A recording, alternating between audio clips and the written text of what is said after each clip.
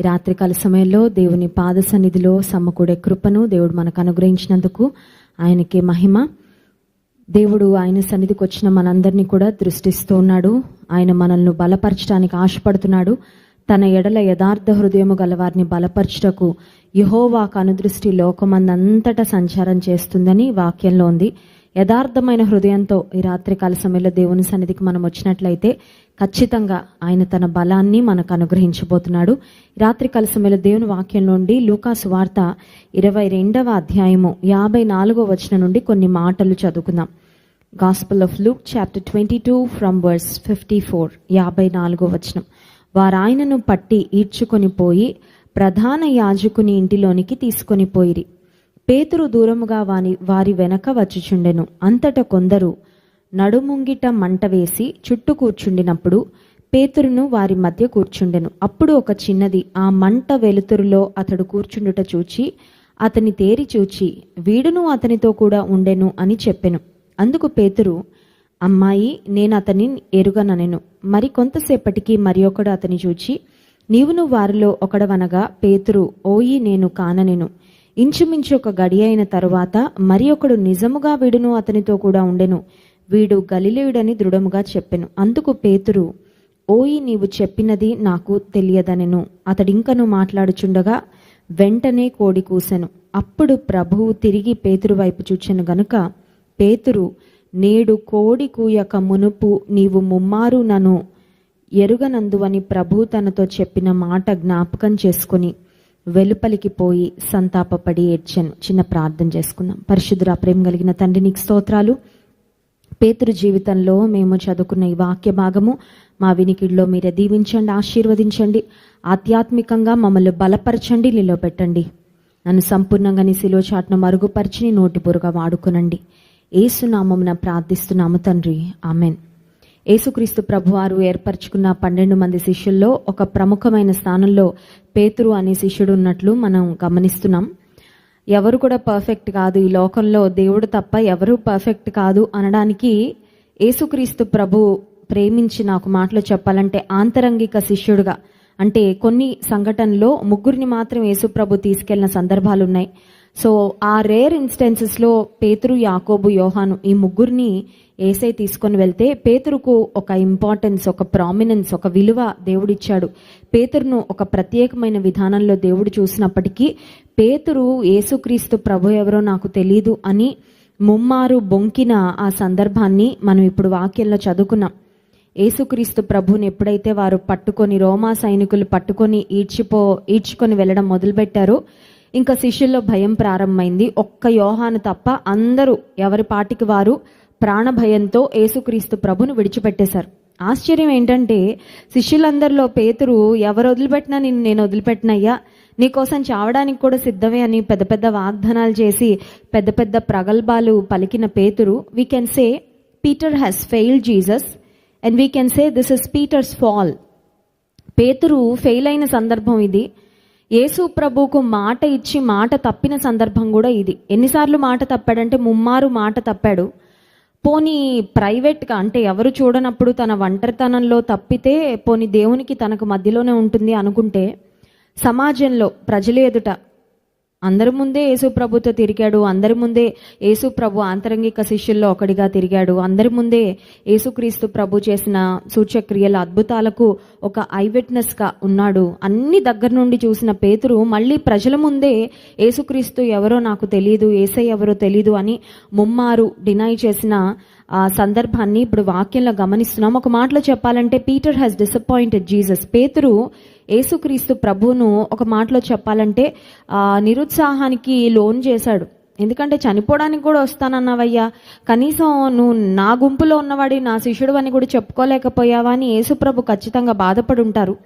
పేతురు కూడా 3 సార్లు బొంకిన తర్వాత వెలుపలికి పోయి సంతాపపడి ఏడ్చిన. ఆశ్చర్యం ఏంటంటే ఫస్ట్ టైం బొంకగానే పేతురుకు, అయ్యో నేను పడిపోయానే, నేను తప్పు చేశానే, నా దేవుణ్ణి నేను ఎరుగను అని చెప్పానే అనే రియలైజేషన్ రాలేదండి పేతురుకు. 3 సార్లు అయిన తర్వాత యేసు ప్రభు చెప్పినట్లుగా కోడి కూసిన తర్వాత వెంటనే ఏదో అలారం క్లాక్ మోగితే మనం నిద్రలో ఉండి మేలుకున్నట్లు సడన్గా హీ రియలైజ్డ్, నేనేంటి నా ప్రభువును ఎరుగనని చెప్పానా, ముమ్మారు బొంకానా, నా దేవుని గురించి నేను ఇలా ఎలా మాట్లాడగలిగాను, అసలు దేవుని మీద నాకున్న ప్రేమ ఏంటి, బట్ ఇప్పుడు నేను చేసిన పనేంటి. This is Peter's wall. Pethuru పడిపోయిన సందర్భం అని చెప్పుకోవచ్చు, కానీ పేతురును దేవుడు మళ్ళీ జ్ఞాపకం చేసుకున్నాడండి. పేతురుకు మళ్ళీ ఇంకొక ఛాన్స్ ఇచ్చారు యేసయ్య. మనం గమనించినట్లయితే యేసుక్రీస్తు ప్రభు శిష్యులలో ఒకటిగా ఉన్న ఇస్కరియోతు యూదా కూడా యేసు ప్రభువును 30 వెండి నాణాలకు అమ్మివేసిన తర్వాత మళ్ళీ యేసయ్య దగ్గరకు వచ్చి పశ్చాత్తాపపడి, ప్రభువా నేను తప్పు చేశాను, ప్రభువా నిరపరాధివైన నిన్ను నేను అమ్మేశాను, నేను చాలా ద్రోహిని, నేను దౌర్భాగ్యుడను, నా తప్పు నేను తెలుసుకున్నాను అని గనక క్షమాపణ అడుగుంటే ఇస్కరియోతు యూదాను కూడా యేసుక్రీస్తు ప్రభు పేతురుని క్షమించినట్లే క్షమించి దగ్గరికి చేర్చుకునేవారు. కానీ ఇస్కరియోతు యూదా ఎందుకో తన్ను తాను క్షమించుకోలేకపోయాడు. ఆ ఫాల్ ఇంకా కంప్లీట్ ఫాల్ అయిపోయింది. ఇస్కరియోతు యూదా జీవితంలో పడ్డాడు, కింద పాపంలో పడ్డాడు, దేవునికి దూరం అయ్యాడు. ఆయన దూరం ఇంకా అలా అలా వందల వేల కొద్ది మైళ్ళు దూరంలాగా అయిపోయింది. కొన్నిసార్లు విశ్వాస జీవితంలో మనం పడిపోయే సందర్భాలు రావచ్చు. We may fall some times. కానీ దేవుని బిడ్డలంగా ఒకటి జ్ఞాపకం చేసుకోవాలి, నువ్వు పడినా నువ్వు తిరిగి లేచి నిలబడాలి అన్నది దేవుని చిత్తం. నువ్వు ఒకవేళ ఆ సమయానికి భయానికి లోనయ్యో, భావోద్వేగానికి లోనయ్యో, లేకపోతే లోకాకర్షణలకు లోనయ్యో, లేకపోతే మరొకరి ప్రభావం వలనలో, లేక నీ స్వకీయ దురాశల చేత ఈడవబడో ఆ సమయంలో ఒకవేళ తప్పు చేసినా, నేను ఎలాగో గుంటలో పడ్డాను కాబట్టి అండి ఇంక జీవితకాలం అంతా గుంటలో ఉండిపోవాలనుకుంటున్నాను, డ్రైనేజ్లో పడ్డాను కాబట్టి ఇంక ఈ డ్రైనేజ్కే నా జీవితాన్ని అంకితం చేసుకుంటున్నాను అని ఎలా అయితే ఎవరు అనుకోరో, వెంటనే లేచి కడుక్కొని మళ్ళీ ఆ వస్త్రాలు తీసి పడవేసి శుభ్రపరచుకొని శుద్ధులుగా అవ్వాలని కోరుకుంటారో, తప్పిదం చేసినా తప్పిపోయినా తిరిగి లేవడం అనేది చాలా చాలా ప్రాముఖ్యం. యేసుక్రీస్తు ప్రభు చనిపోక ముందు, అంటే ఇంకా కొన్ని గంటల్లో ఆయన శిలువ మరణాన్ని పొందుతారు అన్న ఆ సమయంలో పేతురు యేసుక్రీస్తు ప్రభువును ఎరుగను అని ముమ్మారు బొంకినప్పటికీ పునరుత్థానుడై లేచిన తరువాత ఒక మాటలో చెప్పాలంటే దేవుడు రివెంజ్ తీర్చుకోవచ్చండి. పేతురు ముమ్మారు నేను తెలియనంటాడా? అందరి శిష్యులకు కనబడతాను కానీ పేతురుకు మాత్రం కనబడను. ఎందుకంటే తగిన శాస్త్రి జరగాలి పేతురుకి. He must learn, he must realize. Pethuru చేసిన తప్పిదానికి ప్రతిఫలం పొందుకోవాలి అని యేసుప్రభు పేతురును పక్కన పెట్టలేదండి. ఒకసారి చూడండి దేవుని వాక్యంలో మనం గమనిస్తే యోహాను సువార్త 21వ అధ్యాయము 15వ వచనం నుండి 14వ వచనం నుండి చదువుకుందాం. Gospel of John chapter 21 from verse 14. Yesu మృతుల్లో నుండి లేచిన తరువాత శిష్యులకు ప్రత్యక్షమైనది ఇది 3వసారి. వారు భోజనము చేసిన తరువాత యేసు సీమోను పేతురును చూచి, యోహాను కుమారుడవైన సీమోను, వీరికంటే నీవు నన్ను ఎక్కువగా ప్రేమించుచున్నావా అని అడగగా అతడు, అవును ప్రభువా, నేను నిన్ను ప్రేమించుచున్నానని నీవే ఎరుగుదువని ఆయనతో చెప్పెను. యేసు ప్రభు చేస్తున్న conversation that it self shows that Jesus has forgiven Peter. పేతురు ముమ్మారు యేసు ప్రభు ఎవరో నాకు తెలియదు అని పబ్లిక్గా యేసయ్యను డిజోన్ చేసినప్పటికీ యేసయ్య పేతురును క్షమించారు అనడానికి నిదర్శనం ఏంటంటే, పునరుత్థానుడై లేచిన తర్వాత నా దర్శన భాగ్యం అందరికీ ఇస్తాను కానీ పేతురుకు మాత్రం ఇవ్వను, ఎందుకంటే నాతో పాటు తిరిగి అంత సన్నిహితంగా ఉండి మౌంట్ ఆఫ్ ట్రాన్స్ఫిగరేషన్ రూపాంతర కొండ మీద కూడా నా మహిమను చూశాడు, నా వెలుగును చూశాడు, నేను చేసిన అద్భుతాలన్నిటికీ ఫస్ట్ హ్యాండ్ విట్నెస్గా ఉన్నాడు, అయినా నన్ను ఎరుగను అని బొంకాడంటే ఈ పేతురుకు నేను బుద్ధి చెప్పాలని యేసయ్య అనుకోలేదు. కానీ పునరుత్థానుడై తిరిగి లేచిన తర్వాత తన శిష్యులకు ప్రత్యక్షమైన 3వ సందర్భంలో పేతురుతోనే this is a 1-on-1 dialogue that Jesus had with Peter. Yesu ప్రభుకు పేతురుకు వ్యక్తిగతంగా జరుగుతున్న ఒక సంభాషణ. మనకి ఎవరైనా ఇష్టం లేకపోతే మనం వారితో మాట్లాడడానికి కూడా ఇష్టపడం. చాలాసార్లు ఇలా వస్తుంటే ఇంకో దారిలో వెళ్ళిపోవాలనుకుంటాం, వారితో చూపు కలవాలని అని కూడా ఇష్టపడం కొన్నిసార్లు. లేకపోతే వాళ్ళకి ఇంక నాకు సంబంధం లేదండి, ఐఎమ్ డిస్కనెక్టెడ్, ఐఎమ్ డిటాచ్డ్ అని కొన్నిసార్లు కొంతమందితో మనకి ఇష్టం లేనప్పుడు ఇంకా వాళ్ళతో మాట్లాడడానికి కానీ వాళ్ళతో సంభాషణ చేయడానికి కానీ మనకు ఎలాంటి సుముఖత ఉండదు. యేసు ప్రభు పేతురును క్షమించడం మాత్రమే కాదు, పేతురును ఒక స్ట్రైట్ క్వశ్చన్ అడుగుతున్నారు, ఒక సూటి ప్రశ్న అడుగుతున్నారు. ఆ ప్రశ్న ఏంటంటే, యోహాను కుమారుడవైన సీమోను, వీరికంటే నీవు నన్ను ఎక్కువగా ప్రేమించుచున్నావా అనగానే పేతురు వెంటనే ఇస్తున్న ఆన్సర్ చూడండి, అవును ప్రభువా, నేను నిన్ను ప్రేమించుచున్నానని నీవే ఎరుగుదువని ఆయనతో నేను నిన్ను ప్రేమిస్తున్నాను అనగానే యేసయ్య ఇంకో మాట నచ్చండి, నువ్వు నన్ను ఎంత ప్రేమిస్తున్నావో నాకు బాగా తెలిసిందిలే పేతురు, 3 సార్లు నన్ను ఎరగనని బొంకావు కదా, ప్రేమిస్తున్నావా? ప్రేమిస్తే ఆ పని ఎందుకు చేస్తావు అని యేసయ్య ఏమైనా మాట్లాడొచ్చు. కానీ యేసయ్యలో ఉన్న క్షమాగుణం, Jesus Christ accepted Peter right away. Yesukristu ప్రభువు పేతురును వెంటనే అంగీకరించాడు అనడానికి ఈ సంఘటన ఒక అద్భుతమైన నిదర్శనం అండి. నీవు నన్ను ప్రేమిస్తున్నావా యోహాను కుమారుడు అయిన సీమోను అడగగానే ప్రేమిస్తున్నాను ప్రభు అంటే, I doubt your love for me, నీవు నన్ను నిజంగా ప్రేమిస్తున్నావో లేదో నాకు సందేహం, ప్రూవ్ చేయి. లేకపోతే వేరే వేరే విధానాల్లో ఏసై మాట్లాడలేదు. ఏసై అంటున్న మాట ఏంటంటే, నీకు ఒక బాధ్యత అప్పగించాలనుకుంటున్నాను. బాధ్యతలు ఎవరికి అప్పగిస్తామండి? నమ్మిన వారికి అప్పగిస్తాం, ప్రేమించిన వారికి అప్పగిస్తాం. ఎవరి మీద మనకి 100% ష్యూరిటీ ఉంటుందో, ఒక పని అప్పగిస్తే నమ్మకంగా చేస్తారు అనుకున్న వారికి తప్ప ఎవరికి పడితే వారికి బాధ్యతలు అప్పగించాం. యేసయ్య పేతురును, నీవు నన్ను నిజంగా ప్రేమిస్తున్నావా అని అడగగానే, నేను ప్రేమిస్తున్నాను ప్రభు అనగానే, దేవుడు ఒక బాధ్యతను పేతురు మీద పెడుతున్నట్లుగా చూస్తున్నాం. నా గొర్రె పిల్లలను మేపుమని అతనితో చెప్పాను. మళ్ళీ ఇదే ప్రశ్న యేసయ్య రెండోసారి అడుగుతున్నారండి. అంటే యేసయ్యకు మతిమరుపు వచ్చిందా? అప్పుడే అడిగిన ప్రశ్న ఆయన మర్చిపోయారంటే కాదు. పోనీ పేతురు చెప్పిన జవాబు పేతురు మర్చిపోయి ఉంటాడా అంటే కాదు. 1 minute మన ఒపీనియన్లో చేంజ్ వస్తుందండి. ఒకవేళ ఈరోజు నా ఒపీనియన్ ఒకరి విషయంలో ఒకలా ఉండొచ్చు. మేబీ ఒక 1 month అయ్యాకో, ఒక 1 year అయ్యాకో, ఒక 10 సంవత్సరాల తర్వాత ఒపీనియన్ మారచ్చేమో. ఒకవేళ ఏమన్నా సంభాషణలు, సంఘటనలు ఏమన్నా జరిగితే మారచ్చు. అప్పుడే ఒక ప్రశ్న అడిగి, అప్పుడే పేతురు నుండి ఒక జవాబుని యేసయ్య పొందుకొని మళ్ళీ అదే ప్రశ్న రెండోసారి అడుగుతున్నారంటే there is definitely a deeper meaning. అక్కడ ఒక అర్థం ఉంది, ఒక ఉద్దేశం ఉంది. అదేంటో చెప్తాను. రెండవసారి యేసయ్య అడుగుతున్న మాట చూడండి, 16వ వచనం. మరలా ఆయన, యోహాను కుమారుడవైన సీమోను, నన్ను ప్రేమించుచున్నావా అని రెండవసారి అతన్ని అడుగగా, అతడు, అవును ప్రవ్వా, నేను నిన్ను ప్రేమించుచున్నానని నీవే ఎరుగుదువని ఆయనతో చెప్పెను. ఆ తర్వాత యేసయ్య చెప్తున్న మాట, ఆయన నా గొర్రెలను కాయుమని చెప్పాను. ఇది ఎలా ఉందంటే కాపీ పేస్ట్ లాగా ఉందండి. Same conversation, same dialogues. Yesayya అడిగిన ప్రశ్న అదే, పేతురు జవాబు అదే, మళ్ళీ యేసయ్య పేతురుకు అప్పగించిన బాధ్యత కూడా అదే. So it looks like replica. ఎగ్జాక్ట్గా ఫస్ట్ టైం యేసయ్య అడిగినప్పుడు పేతురు జవాబు, యేసయ్య జవాబు ఎలా ఉందో రెండోసారి కూడా అలాగే ఉంది. యేసయ్య తిరిగి మూడోసారి అడిగారు చూడండి, 17వ వచనం. మూడవసారి ఆయన, యోహాను కుమారుడవైన సీమోను, నన్ను ప్రేమించుచున్నావా అని అతనిని అడిగెను. నన్ను ప్రేమించుచున్నావా అని మూడవసారి తన్ను అడిగినందుకు పేతురు వ్యసనపడి, కోపం వచ్చిందంట పేతురికి. ఎందుకు ఊరికే అడుగుతున్నాడు? 3 సార్లు బొంకాడు కదా, 3 సార్లు అడిగితే తప్పేంటండి?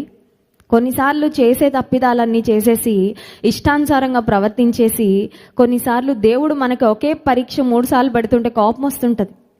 పేతురు ముమ్మారు యేసుప్రభుని ఎరుగనని బోరు కొట్టకుండా, అయ్యో నేనేంటి నా రక్షకుణ్ణి ఎరుగనని చెప్తున్నానని ఆలోచించకుండా బొంకినప్పుడు పేతురికి విసుగుదల కానీ, తన మీద తనకి ఫ్రస్ట్రేషన్ కానీ రాలేదు. కానీ యేసయ్య మూడోసారి నీవు నన్ను నిజంగా ప్రేమిస్తున్నావని అడగగానే పేతురులో వ్యసనం వచ్చిందంట. వ్యసనం వచ్చి చెప్తున్న మాట ఏంటంటే,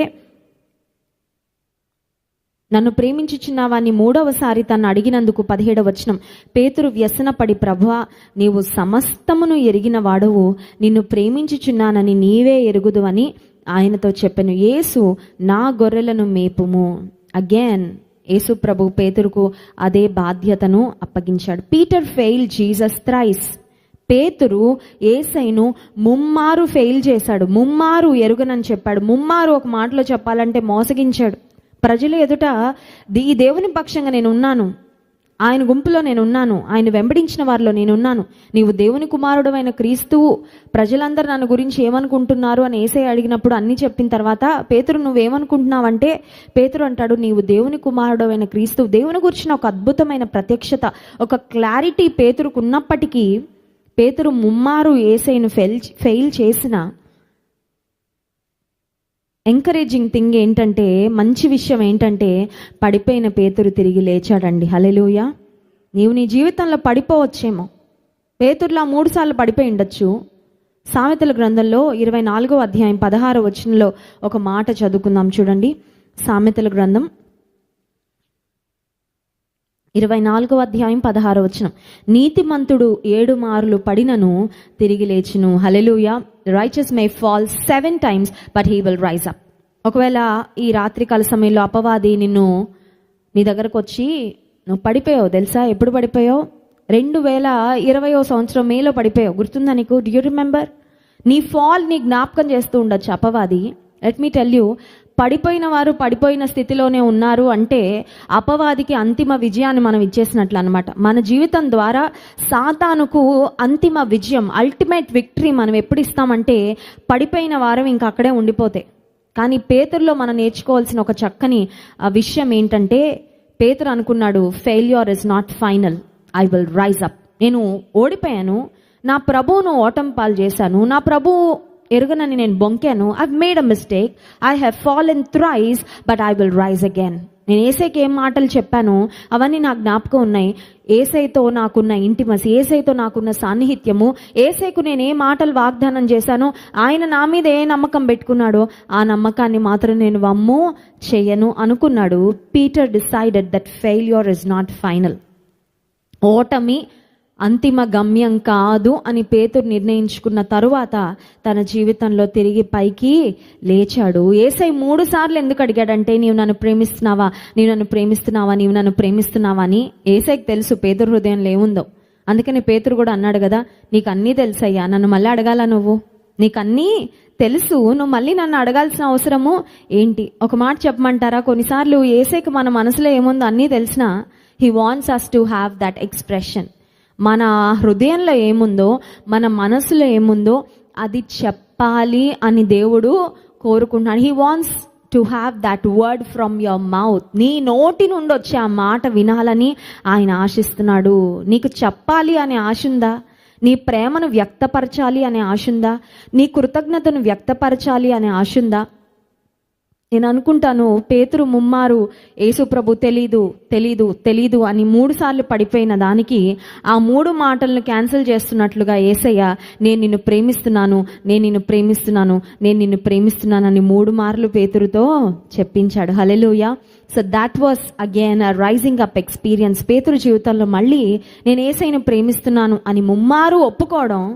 యేసు ప్రభు పేతురుని అడిగినప్పుడు, వి డు నాట్ నో, అక్కడ ఎంతమంది ఆడియన్స్ ఉన్నారో మనకు తెలీదు, కొంతమంది వ్యక్తులు ఉన్నప్పుడు యేసు ప్రభు ఎవరో నాకు తెలీదు అని బొంకాడు పేతురు.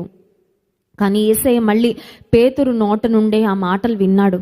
నేను నిన్ను ప్రేమిస్తున్నానయ్యా, ఐ లవ్ యూ లార్డ్ అని చెప్పిన తర్వాత దేవుడు పేతురుకు ఒక శ్రేష్టమైన బాధ్యతను అప్పగించాడు.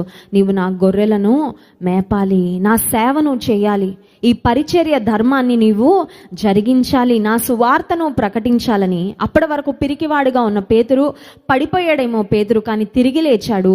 దేవుని కొరకు ఒక బలమైన సాధనంగా పేతురు భక్తుడు ఆ తర్వాత వాడబడినట్లుగా అపోస్తల కార్యంలో ప్రాముఖ్యంగా పేతురు ప్రసంగిస్తున్నప్పుడు 3,000 మంది రక్షణ పొందినట్లు ఒకే దినాన దేవుడు బలంగా పేతురును వాడుకున్నట్లుగా మనం దేవుని వాక్యంలో గమనిస్తున్నాం. ఈ రాత్రికాల సమయంలో మనకు ఒక ప్రశ్న, అదేంటంటే, నువ్వెక్కడ పడిపోయావో నీ గుర్తుండకపోయినా అపవాదికి చాలా బాగా గుర్తుంటుంది.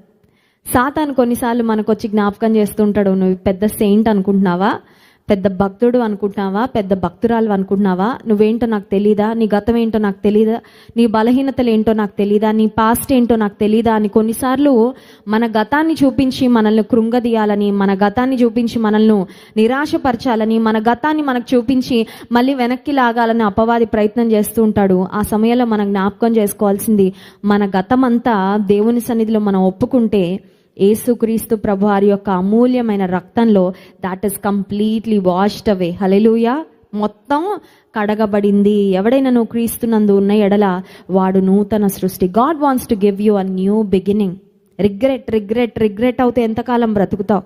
గతంలో చేసిన పొరపాట్ల గురించి చింతిస్తూ నిరాశపడుతూ అలా చేయకుండా ఉండాల్సింది that's okay. Whatever has happened. అయిపోయినది నువ్వు మళ్ళీ వెళ్ళి మార్చలేవు. గతంలో చేసిన మిస్టేక్స్ మళ్ళీ వెళ్ళి రిపేర్ చేసుకోలేవు. You can't go back in time.